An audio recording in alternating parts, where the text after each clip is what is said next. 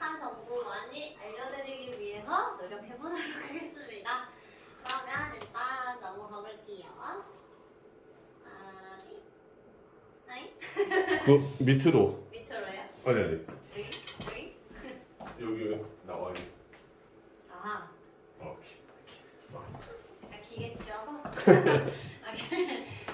제가 일단 오늘 얘기할 거를 크게 세 가지로 나눠서 한번 준비해 봤습니다. 그래서 일단 첫 번째로 중학교와 고등학교의 차이점에 대해서 여러분들에게 설명을 해드릴 거고요.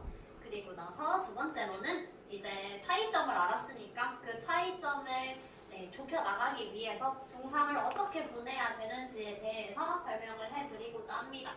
그리고 마지막으로 영어 공부는 어떻게 해야 할지, 그리고 영어 공부를 함에 있어서 가장 신경 써야 할 부분은 무엇인지에 대해서도 간단히 다뤄보도록 하겠습니다. 그래서 일단 중학교와 고등학교의 차이점에 대해서 먼저 일단 간단히 정리를 했지만 자세하게 설명을 해보도록 하겠습니다. 일단 학업적인 부분에 있어서도 분명 달라지는 부분이 있지만 물론 생기부의 중요성이 커진다는 것 또한 너무나도 큰 차이점입니다. 저는 중학교를 다니면서 한 번도 그 중학교 생기부를 들여다본 적이 없고요. 그런데 이제 고등학교에 가게 되면 생기부를 한 달에 한 두세 번은 봤던 것 같습니다. 물론 고등학교 1학년 때는 안 그랬지만요.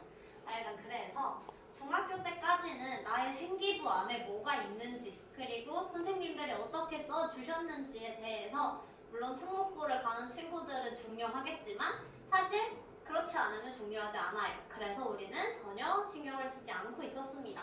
하지만 고등학교를 가게 되면요, 이제 내가 하는 모든 것들이 생기부에 나타나기 시작합니다. 그래서 이제 뭐 선배들이 있을 줄 모르겠지만 저는 고등학교를 가서 가장 많이 들었던 말이 이제 선배님들께서 항상 무슨 일이 있어도 자기가 먼저 찾아서 능동적으로 해야 한다고 말씀을 해주셨어요. 그래서 어떤 공부를 할 때도, 그리고 어떤 수행평가를 할 때도, 선생님께서 발표를 하라고 시키실 때도 그때마다 항상 내가 하고 싶은 일이 무엇인지 생각해보고, 그리고 이런 것들이 내 생기부에 어떻게 쓰이면 좋을지에 대해서도 생각을 하고 항상 그렇게 활동을 했었습니다. 동아리뿐만 아니라 봉사활동 등등등, 진로활동 등 모두 다 생기부에서 좋게 쓰일 수 있도록 그렇게 열심히 노력을 했던 적이 있어요. 그래서 생기부의 중요성이 너무너무 크다는 점을 여러분들에게 너무 강조해드리고 싶었고요. 대학을 갈 때는 당연히 이 생기부가 정말 크게 작용할 때가 있습니다.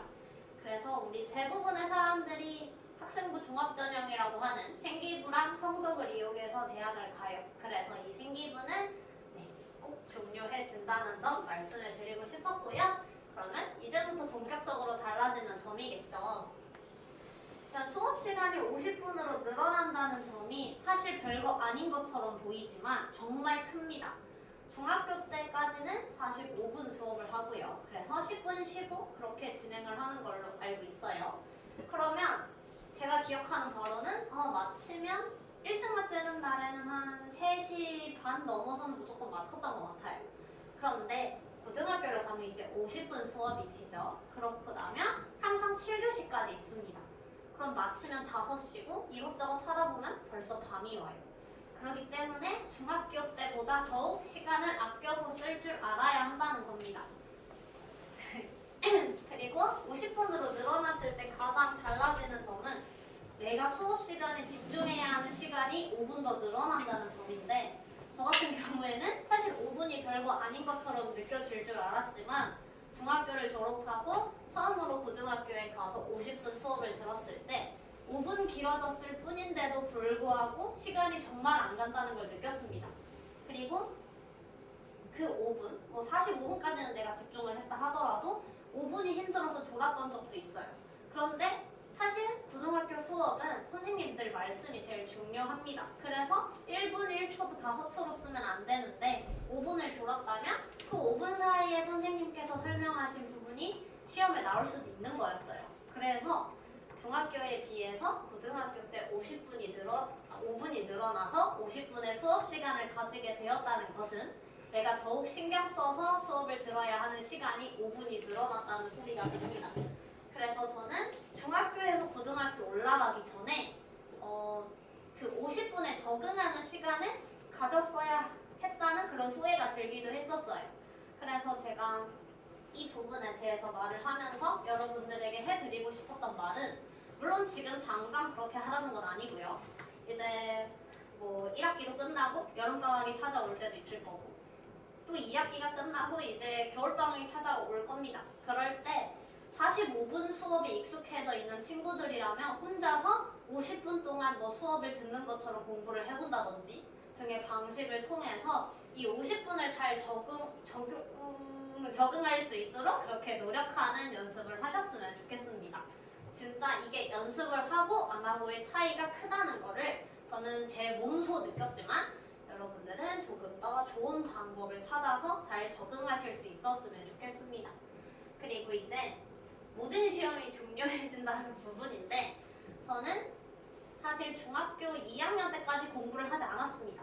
하지만 중학교 때는 시험을 망쳐도 좋은 곳 갈 수 있어요. 그래서 물론 특목고나 그런 데를 가려면 잘 봐야겠지만, 이제 중학교 시험은 대학과 그렇게 큰 관련이 없다고 해도 무리가 아닙니다. 근데 우리가 뭐 중학교 국어 시험에서 30점을 받았다 하더라도 그게 우리 대학 갈 때 큰 관련이 있는 건 아니니까요. 저 같은 경우에는 음악을 30점을 받은 적이 있습니다. 중학생 때. 하여간 그래서 중학생 때는 모든 시험이 중요하다고 말할 수가 없겠지만요. 그런데 고등학교에서는 중간고사, 기말고사 엄청 많이 중요해집니다. 심지어 1학년 1학기 중간고사, 기말고사 이런 식으로 1년에 4번을 보고요. 3년 동안 12번의 시험을 보게 되는데, 이 12번의 시험 모두 좋은 성적을 받은 친구들이 좋은 대학에 가는 거겠죠. 그래서 제가 만약에 고등학교 2학년 때 정신을 차려서 공부를 했다면 당연히 좋은 대학에 못 갔겠죠. 왜냐면 모든 시험이 대학과 다 연관이 있으니까. 사실 중학교 3학년한테 이런 말을 해도 될지 모르겠지만, 이제는 현실이 코앞으로 다가왔어요. 우리는 이제 고등학교를 갈 때까지 1년밖에 안 남았고요. 이제 고등학교를 가면 진짜 이젠 치열하게 경쟁을 하셔야 됩니다. 그래서 이런 시험이 중요해지는 부분에 대해서 꼭 기억을 하셨으면 좋겠고요. 항상 이 시험이 내게 마지막 시험인 것처럼 공부를 해야 된다는 점 말씀을 드리고 싶었습니다. 그리고 마지막으로 수준 차이가 좀 극심하게 나기 시작한다는 부분이에요. 앞서 말씀드렸지만 저는 중학교 2학년 때부터 공부를 시작했기 때문에 중1 내용은 대충 하고 넘어갔어요. 그래도 중학교 2학년 때 시험은 어떻게 공부를 하니까 잘 칠 수 있었거든요. 그래서 그때는 못하는 친구들도 잘할 수 있었고, 잘하는 친구들도 못 칠 수 있었어요. 그런데 고등학교에 가면요, 못하는 친구들은 공부를 하지 않는다면 계속 못할 수밖에 없는 구조가 이제 만들어집니다. 왜냐하면 중학교 시험은 벼락치기로도 해결이 된다라는 말이 있어요. 하지만 고등학교 시험은 벼락치기로는 해결이 안 된다라는 말도 있고요. 그래서 중학교 때는 내가 공부를 하지 않았더라 하더라도 시험 보기 일주일 전에만 정말 열심히 하면 다른 애들이 한 것만큼 좋은 결과를 낼 수 있었습니다. 그러나 고등학교에 가면 그렇지 않다라는 거예요. 내가 일주일 전에 시작을 했다고 칩시다. 고등학교 시험을. 그러면 다른 애들은 이미 벌써 한 달 전부터 시작을 했고요. 계속 꾸준히 해오던 친구들이 있어요. 우리는 그 일주일 사이에 그 갭을 따라잡지 못하는 경우가 많다는 거예요. 그래서 자기가 조금 공부에 자신이 없고 이러더라도 중학교 때는 그걸 따라잡을 수 있었어요. 열심히 하고 그러면. 그런데 이제 고등학교에 가서 뒤늦게 시작을 하려고 하면 오히려 더 힘들어질 수 있다는 거죠. 그래서 지금부터 열심히 하는 그런 자세를 가지셔야 하고요. 지금부터 간단한 그런 기본 개념들을 꼭 기억을 하시고 있어야 합니다. 그래야만 수준 차이가 나지 않는 걸 하실 수가 있겠죠. 물론 여러분들은 다 잘한다고 생각하니까요. 하여간 그래서 고등학교 때는 수준 차이가 극심하게 나기 시작할 수 있으니 지금부터 열심히 공부하셔야 된다라는 말씀 드리고 싶었습니다. 어쨌든 중학교와 고등학교의 차이점은 이 정도 하면 될 것 같고요. 그러면 이제 중학교 3학년을 어떻게 보내면 되는지에 대해서 한번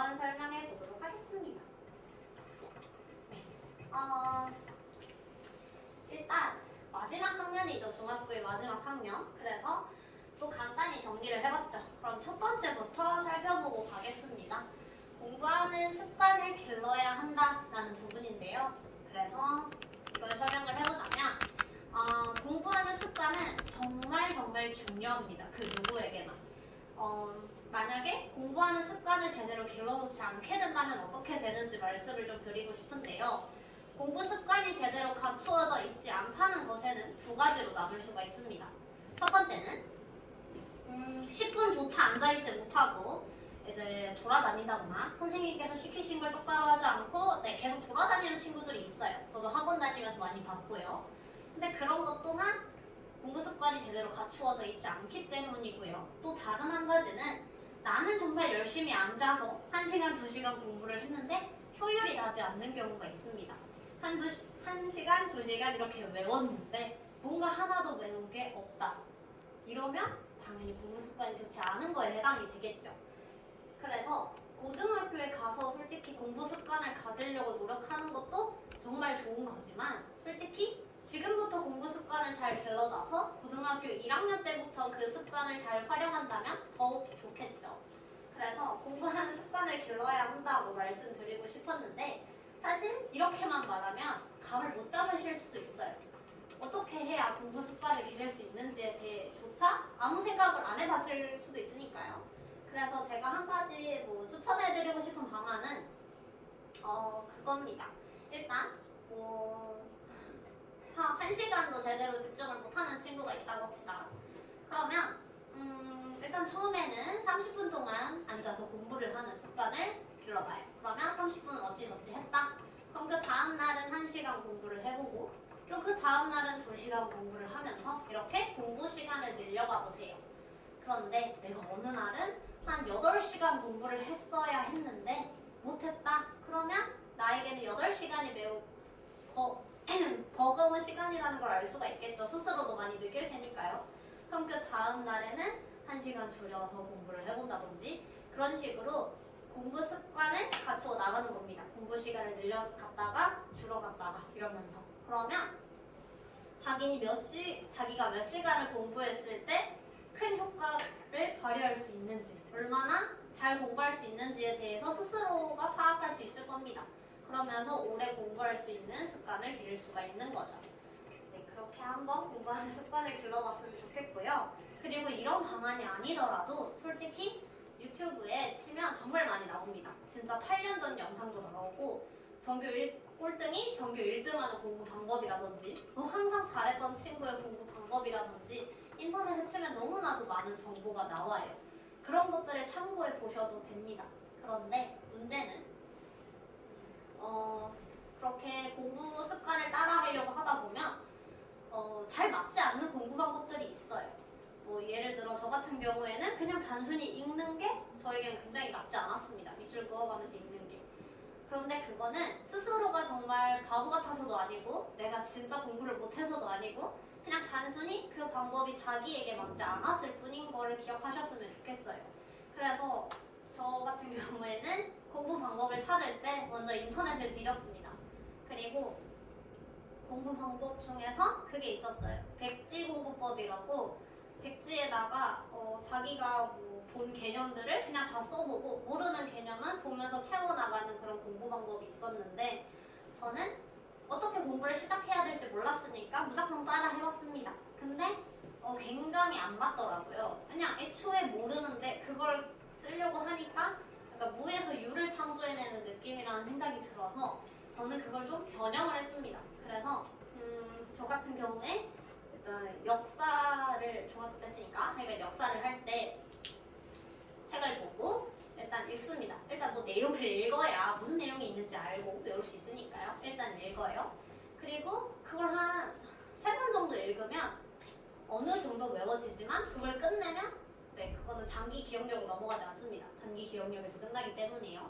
그래서 읽고 나서 한 3번 정도 읽으면 무슨 내용인지 대충 감은 가요. 그래서 책을 치워놓고 백지에다가 그냥 무작정 썼습니다.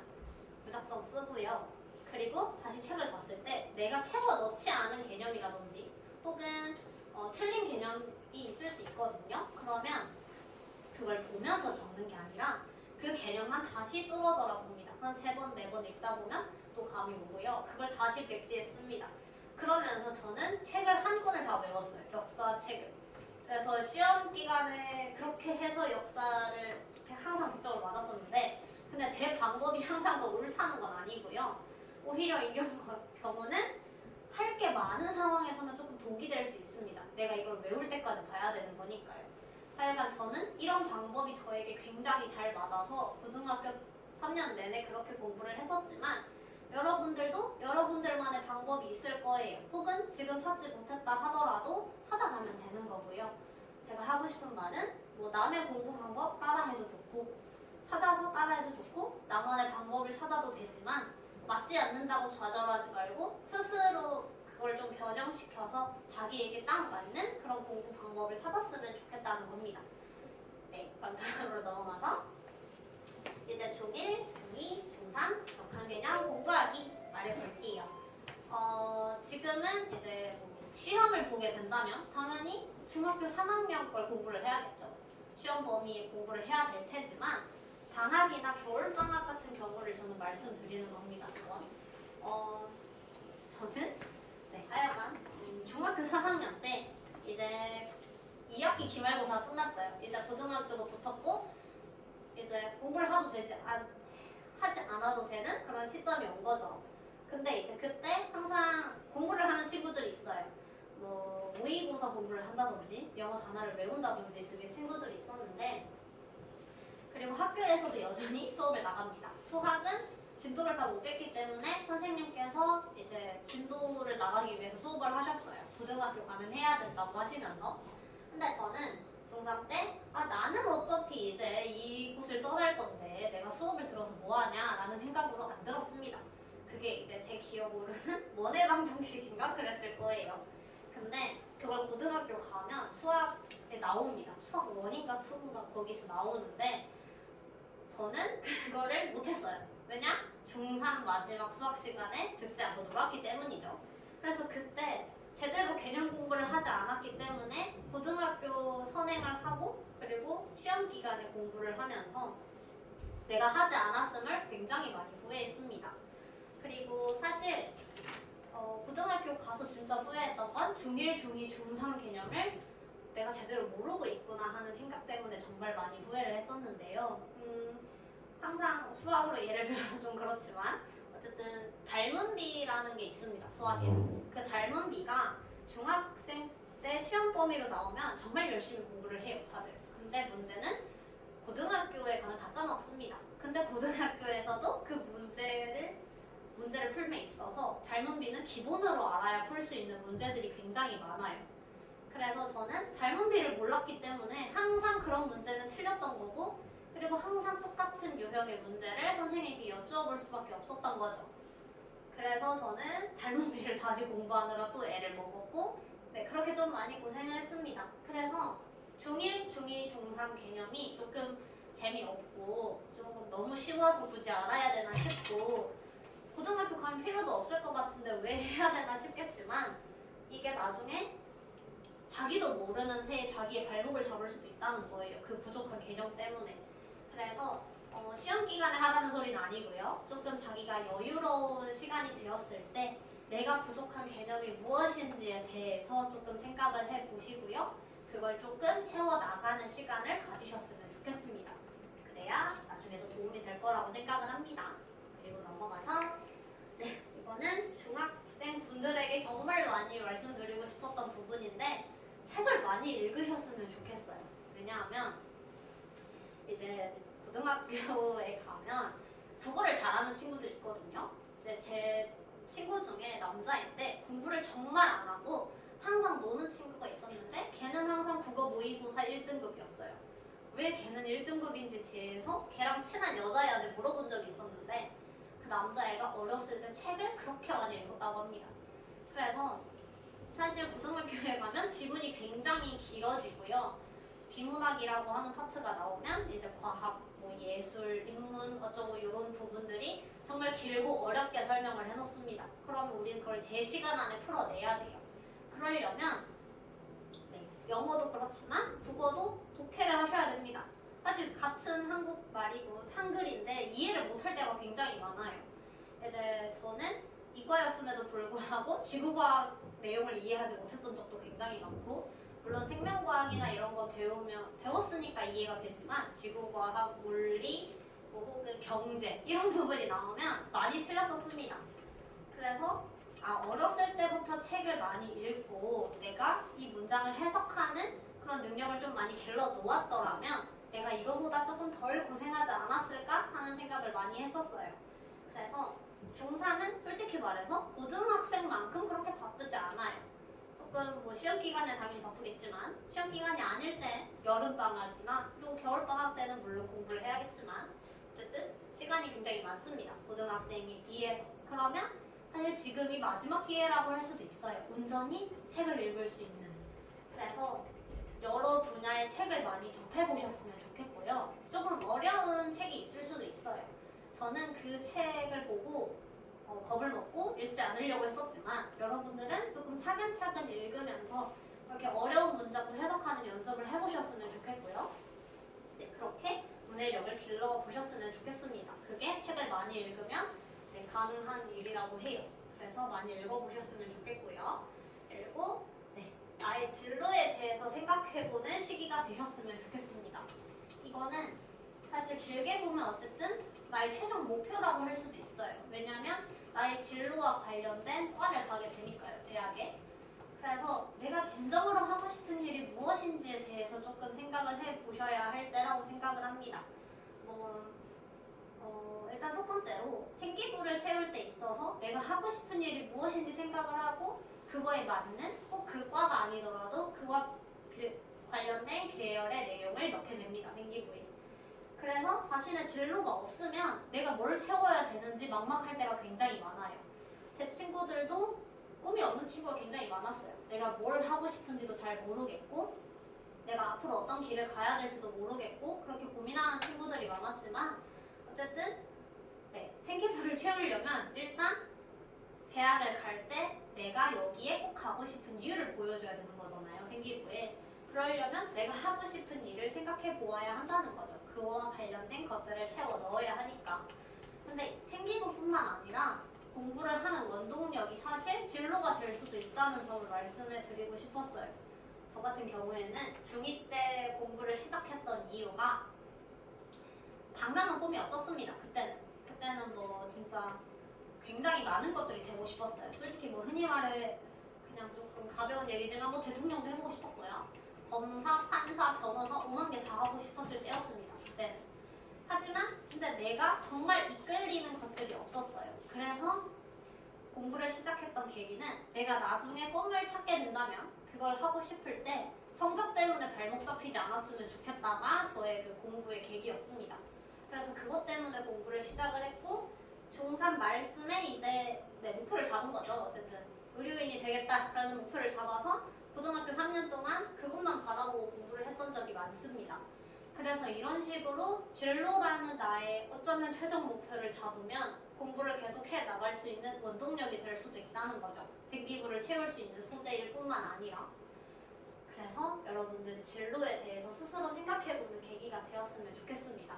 아니면 진로를 못 찾겠더라면 그냥 작은 목표라도 세워보셨으면 좋겠어요. 그냥 뭐 눈앞에 있는 것들을 보고 이런 목표를 잡고 한번 달성해 봐야지 이런 식으로 하나씩 작은 목표를 해 나가다 보면 결국에는 최종적인 목표를 세울 수 있을 거라고 생각을 하거든요. 그래서 그 목표를 조금 세워보셨으면 좋겠습니다. 그리고 이제 뭐 영어 공부하는 방법 일단 뭐 알려드리고자 하는데요. 솔직히 제가 영어를 그렇게 잘하는 편은 아니었기 때문에 제 방법이 맞다고 할 수도 없고 또 틀리다고 말할 수도 없겠지만 그래도 열심히 말해보도록 하겠습니다.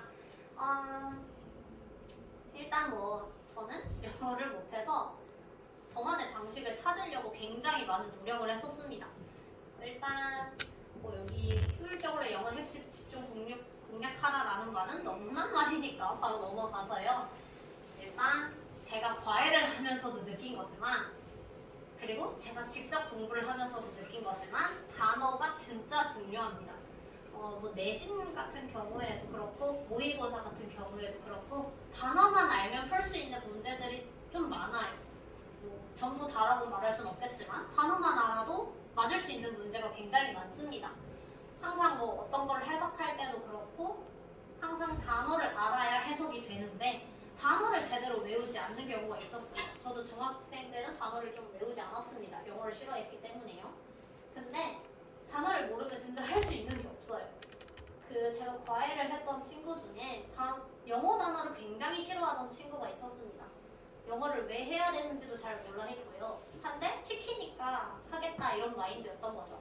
그래서 제가 방학 동안 걔를 과외를 했었는데 단어를 굉장히 싫어했고 옆에서 하나하나 다 외우도록 도왔습니다. 뭐 예를 들어서 이제 우리 영어 단어 외울 때는 그냥 단어를 한번 써보고 뜻 적고 이런 식으로 외우잖아요. 근데 걔는 너무 싫어해서 단어를 그냥 영어 단어만 보고 그 뜻 외우고 약간 사진처럼 암기하는 그런 식으로 암기를 했어요. 걔는 그게 맞다고 생각이 들었나 봐요. 걔는 그래서 약간 물론 저는 걔 성적을 올려주고 싶었지만 걔가 영어가 싫어서 도망간 적도 있었고 사춘기 때는 가출을 한 적도 있었대요. 영어가 싫어서. 근데 그런 애한테 제가 너 영어 단어를 진짜 빡세게 외워야 된다라고 말을 제대로 할 수가 없는 거예요. 그래도 일단 얘가 단어를 외우겠다라고 앉아 있으니까 외우게 하려고 도왔습니다. 그리고 얘 전 과외 선생님이 그렇게 하셨더라고요. 영어 단어를 외우라고. 약간 단어 보고 뜻 보고 단어 보고 뜻 보고 한번 읽고 가리고 뜻 말하고 이런 식으로요. 근데 그거는 당연히 단기적으로는 외울 수가 있어요. 뭐 하다못해 애플이라는 단어를 몰랐다고 해봅시다. 애플을 사과라고 그때는 외웠지만 그렇게 외우면 나중에 가면 한 번도 기억이 안 나요. 저는 그래서 걔한테 계속 너가 진짜 써가면서 단어를 외워야 된다. 네가 단어를 쓰고 뜻도 적어보고 그렇게 단기 기억력을 장기 기억력을 넘겨야 된다라고 말을 했음에도 불구하고 걔는 그렇게 하지 않았어요. 그랬더니 어떤 일이 일어났냐면요. 이제 문제집을 풀었습니다. 이제 문법 문제집뿐만 아니라 이제 고등학교에 갈 친구니까 고등 영어 문제집을 풀어보게 했었어요. 그런데 진짜 단어를 너무 모르더라고요. 하다못해 너무 흔한 단어인 임폴턴트도 모르는 겁니다. 이거. 근데 그거는 문법 문제집을 풀면서도 같이 봤던 단어고 이건 진짜 중요한 단어니까 외워야 된다라고 수백 번 말했던 단어였음에도 불구하고 외우는 방법이 틀렸습니다. 그래서 영어 단어를 제대로 암기하고자 하지 않았기 때문에 그렇게 했겠죠. 그래서 진짜 하다못해 정말 쉬운 문제조차 못 푸는 걸 보면서 진짜 영어 단어를 똑바로 외웠어야 했는데 시켜도 안 하는 얘를 보니까 제가 너무 답답하더라고요. 그래서 이제 걔를 보면서 진짜 영어 단어가 중요하다는 걸 또 한 번 느낄 수 있는 계기가 되었습니다. 그래서 영어 단어를 외울 때는요. 진짜 한 번 보고 끝나는 게 아니라 매일매일 보셨으면 좋겠어요. 뭐 예를 들어서 영어 단어집에 보면 데이 1, 데이 2, 데이 3 이렇게 있죠. 그럼 내가 오늘 데이 1을 외웠다. 그러면 그 다음 날에도 한번 복습을 하고 그 다다음 날에도 한번 보면서 복습을 해야 되는데 그렇지 않으면 단기 기억력이 장기 기억력을 넘어가기 힘들다는 거예요. 저는 솔직히 애들이 영어 단어 어떻게 외웠냐라고 말을 하면 지속적으로 노출되는 게 중요하다고 항상 말을 합니다. 안 보면 당연히 까먹을 수밖에 없어요. 그래서 매일매일 꾸준히 외우는 게 중요하다고 생각을 하고요. 단순히 보고 사진처럼 외우려고 하지 말고 진짜 스펠링 하나하나 써가면서 이 단어에 대해서 깊이 있게 그렇게 외울 수 있었으면 좋겠습니다. 단어를 아셔야 모든 문제를 풀 수가 있어요. 그리고 영문법 노트를 만들었으면 좋겠다고 했는데 저는 문법을 진짜 못했습니다. 이게 문법을 정말 못했어가지고 항상 모의고사 문제에서도 틀린 거 고르라고 하는 것마저 틀렸고요. 문법을 모르니까 해석이 안 되는 것도 있었어요. 단어를 알매도 불구하고 조금 다른 식으로 해석이 되기도 했었고요. 그래서 영어 문법이 정말 중요하다는 걸 느꼈었는데 당연히 영어 문법 책에다 정말 잘 정리를 해놨어요. 하지만 그거를 공부를 하고 문제를 풀고 당연히 이렇게 넘어가게 되겠죠. 근데 책이 두껍다 보니까 항상 들고 다니기도 좀 뭐했고, 그리고 문제가 딸려 있다 보니까 뭔가 좀 부담스러웠어요. 얘를 계속 보기가. 그래서 저는 그냥 영문법 노트를 만들었으면 좋겠다라고 생각을 했었어요. 그래서 진짜 예쁜 노트 많아요. 요새 하다못해 다이어리 빈 공간도 있습니다. 거기에 내가 못하는 영어 문법을 좀 자세히 적어놓고, 그리고 우리 꾸미는 거 좋아하는 친구들은 그 영어 문법을 꾸며가면서 공부를 하는 것도 하나의 방안이 될 수 있습니다. 그래서 내가 못하는 영어 문법을 정리해놓는 그런 노트를 하나 만드셨으면 좋겠어요. 이것도 뭐 하나의 공부 방법이 될 수 있을 거라 생각합니다. 그리고 네, 이거 진짜 애매하게 아는 것은 모르는 거. 그래서 자만하지 않았으면 좋겠다. 이 부분 영어 공부할 때 진짜 특히 신경 쓰셨으면 좋겠습니다. 위에서 말씀드렸던 것처럼 내가 영어 문법을 뭘 모르는지를 알아야 노트에 정리를 할 수가 있겠죠. 그래서 영어 문법을 일단 공부함에 있어서 내가 이걸 몰랐구나 이러면 정리해놔야지 이런 식으로 뭔가 이어져 가야 되는데, 자기가 나 이거 좀 아는 것 같다 이러면서 넘어가는 경우가 굉장히 많아요. 제 친구들도 그랬고 심지어 저도 그랬습니다. 나 이거 아는 것 같으니까 일단 넘어가야지 이러고 넘어갔는데, 다음날 다른 문제를 풀 때 그 개념이 나왔음에도 불구하고 틀리더라고요. 사실 애매하게 아는 건 모르는 겁니다. 우리 뭐 진짜 아는 건 친구들에게 설명할 수 있을 만큼 알아야 된다고 이야기를 하잖아요. 그래서 여러분들이 공부를 할 때 문법 공부를 했는데 내가 이걸 왠지 아는 것 같은데 모르겠다. 그럼 그냥 모르는 거라고 생각을 하시고요. 그걸 열심히 공부하기 위해서 노력하셨으면 좋겠습니다. 공부를 할 때 있어서 가장 어리석은 짓은 자만하는 거라고 생각을 해요. 항상 공부는 끝이 없고요. 해도 할 게 많이 늘어나는 게 공부입니다. 그래서 내가 안다고 자만하지 말고 내가 이걸 공부를 해야겠다는 생각으로 항상 열정적으로 공부를 하기 위해서 임하셨으면 좋겠어요. 정말 자만하는 것만큼 어리석은 짓이 없다는 걸 다시 한번 말씀드리고 싶고요. 그래서 내가 약한 부분이 무엇인지 꼭 파악을 하셔야 된다는 겁니다. 저 같은 경우에는 영어를 못했기 때문에 문법도 단어도 다 약했어요. 그래서 저는 다 해야 했겠지만 다른 친구를 보면 단어는 참 많이 알아요. 근데 왜 이렇게 문법을 못하는지 모르겠는 친구들도 있고요.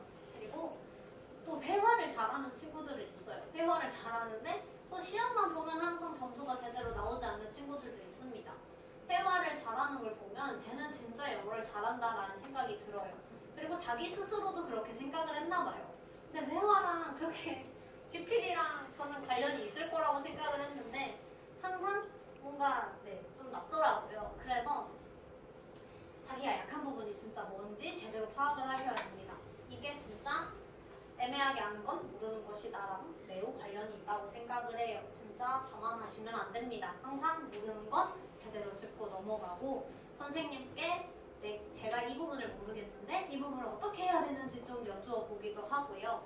그리고 하다못해 내가 문제를 풀 때 여기를 모르겠는데 여기에 무슨 개념이 들어가는지 잘 모르겠다고 할 때가 있습니다. 그런 경우에는 이제 선생님들께 찾아가서 저는 이 부분을 모르겠는데 어떤 개념이 적용되는지 잘 모르겠다라고 말씀드리면 또 선생님께서 잘 설명을 해주십니다. 그러니까 그렇게라도 해서 내가 모르는 게 무엇인지 제대로 파악해 보셨으면 좋겠어요. 네, 그리고 일단 제가 아까 공부하는 습관 기르기를 말씀드릴 때 있어서 사실 조금 더 구체적으로 설명을 해드리고 싶었습니다. 그런데 일단 넘어갔는데요. 그래서 지금부터 조금 제 얘기를 하면서 여러분들에게 더 자세히 설명을 해드리고자 합니다. 왜냐하면 제가 이런 방법을 써보고 저런 방법을 써서 찾아봐라 라고 해도 감을 못 잡는 친구들이 있어요. 하루에 몇 시간 공부를 했고 어떻게 해야 되는지, 그리고 어떤 식으로 앉아 있었고 또 시간을 얼마나 보냈었는지에 대해서 제 경험을 말씀해 드리면 조금 참고가 되지 않을까 그런 생각을 해서 말씀드리고 싶었습니다. 어쨌든 저는 일단 말씀드려 드리도록 하겠습니다. 일단 항상 우리 공부 시간이 중요하다고 하잖아요. 그리고 이제 어떤 친구는 그냥 공부하는 시간이 몇 시간이 걸리든 간에 일단 내가 계획한 걸 모두 다 해야 된다라는 친구가 있었고요. 그리고 어떤 친구는 한 3시간을 목표로 세웠으면 그 안에 계획을 다 하지 못했더라 하더라도 3시간을 뭐 지켜야 된다 이런 식으로 말하는 친구들도 있었어요. 일단 저는 계획을 한 걸 다 지켜야 한다라는 생각이었습니다. 그래서 일단 고등학생 때는 시험 기간일 때를 먼저 말씀을 드리면 일단 아침에 8시 20분쯤에 학교를 갑니다. 그러면 가는 길에 저는 영어 문장을 노트에다 적어서 그걸 외우면서 학교를 갔었고요. 그리고 학교에 도착해서는 그 웬만하면 공부를 안 하려고 했습니다. 이제 저에게 주는 쉬는 시간이라고도 생각을 했었고요. 그리고 제 학교 분위기가 그렇게 공부할 수 있는 환경이 아니었습니다. 그래서 저는 쉬는 시간에는 웬만하면 암기 과목을 하지 않았고요. 굳이 한다면 수학 한두 문제 정도 풀고 그리고 아니면 화학 같은 계산을 해야만 풀 수 있는 문제들을 풀었습니다. 그렇게 하면 이제 시끄러운 환경 속에서도 계산은 되더라고요. 그래서 저는 그렇게 저만의 방법을 찾았었고 학교가 5시쯤에 마쳤는데 저는 5시 반까지 모든 걸 끝내고 독서실에 갔었습니다. 그래서 5시 반부터 9시까지 무조건 자습을 했었는데 이때 어떤 공부를 했었냐면 그날 배운 걸 그날 복습을 했습니다. 그래서 뭐 그날 생명과학, 국어, 영어는 빼고 생명과학, 국어, 뭐 역사를 배웠다고 하면 그 3개를 그 5시 반부터 9시까지 복습을 했던 거죠. 그렇게 공부를 하고 나면 이제 9시 이후에는 학원을 갔었습니다. 그리고 학원 뭐 공부 수업 듣고 나서 이제 수업이 끝난 후에는 저 혼자 자습을 했는데 11시부터 1시까지 자습을 했습니다. 그때는 저는 항상 영어를 봤거든요. 영어를 못했었기 때문에 저는 매일매일 영어를 해야 된다는 생각을 가지고 있었습니다. 그래서 항상 11시부터 1시까지 그 2시간 동안은 그 저희 영어 시험범위 지문을 계속 봤고요. 그리고 단어도 계속 봤습니다.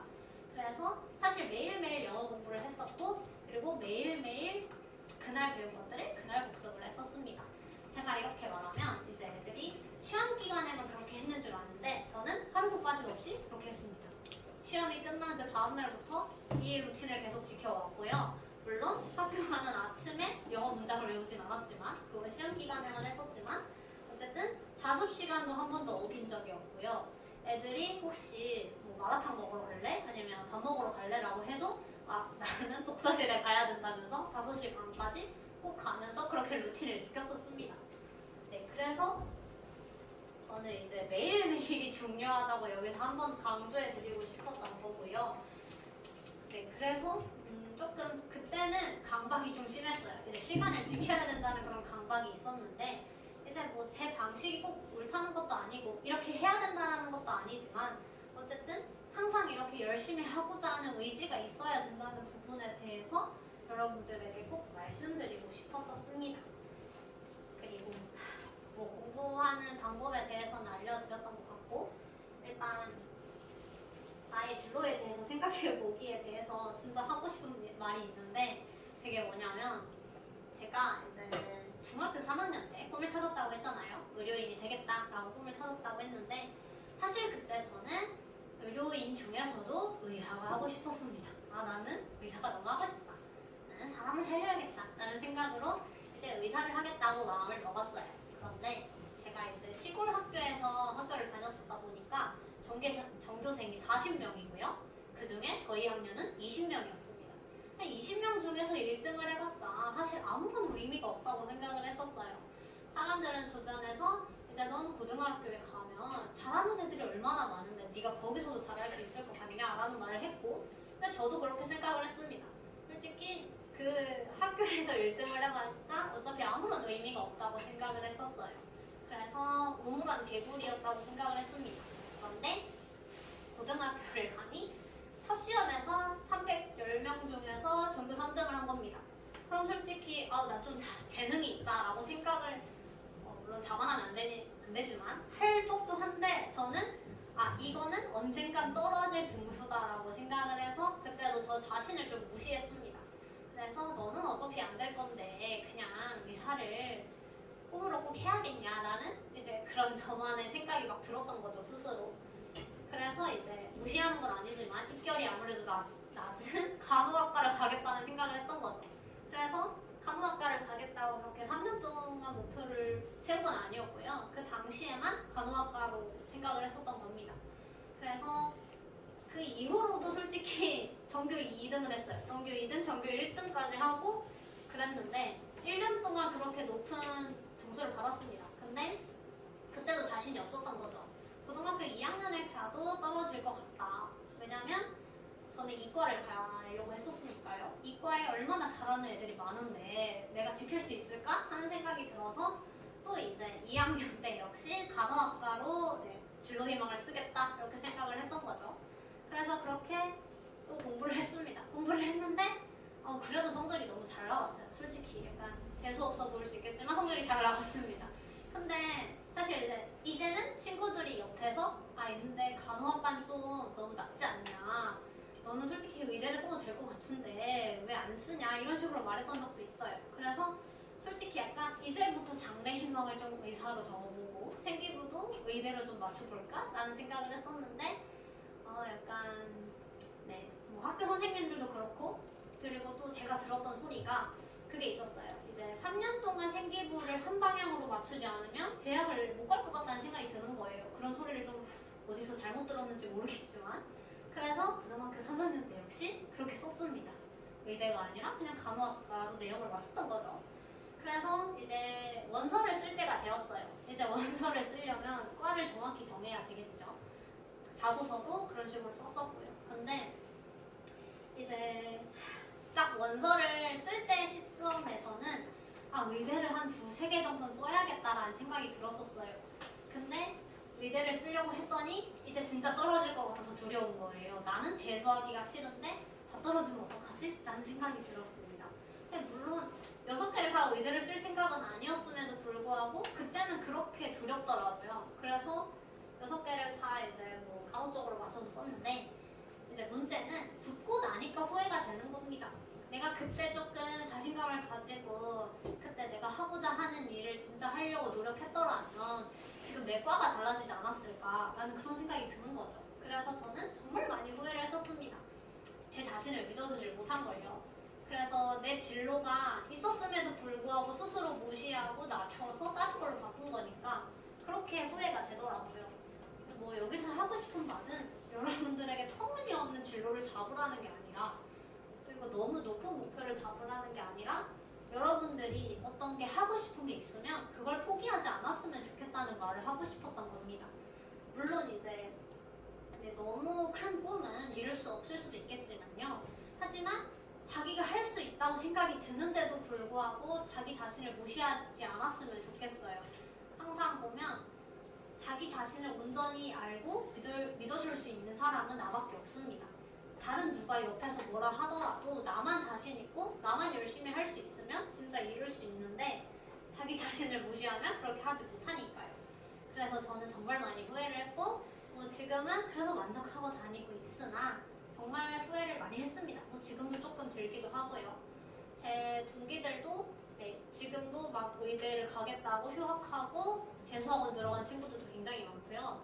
그런 걸 보면은 진짜 무시하면 안 된다. 내가 하고 싶은 건 진짜 이루기 위해서 최선을 다해야 된다. 그런 생각이 들더라고요.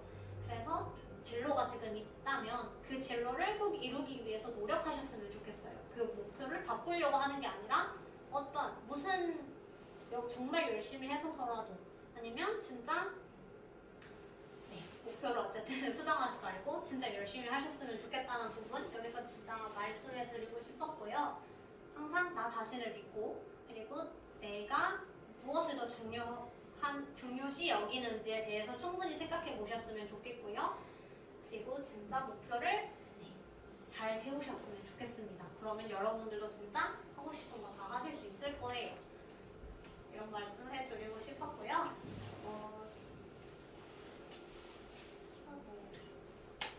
뭔가 할 말이 있었던 것 같아요.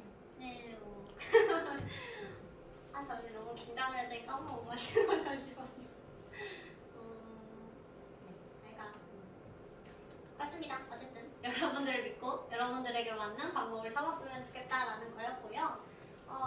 일단 언니로 간구나.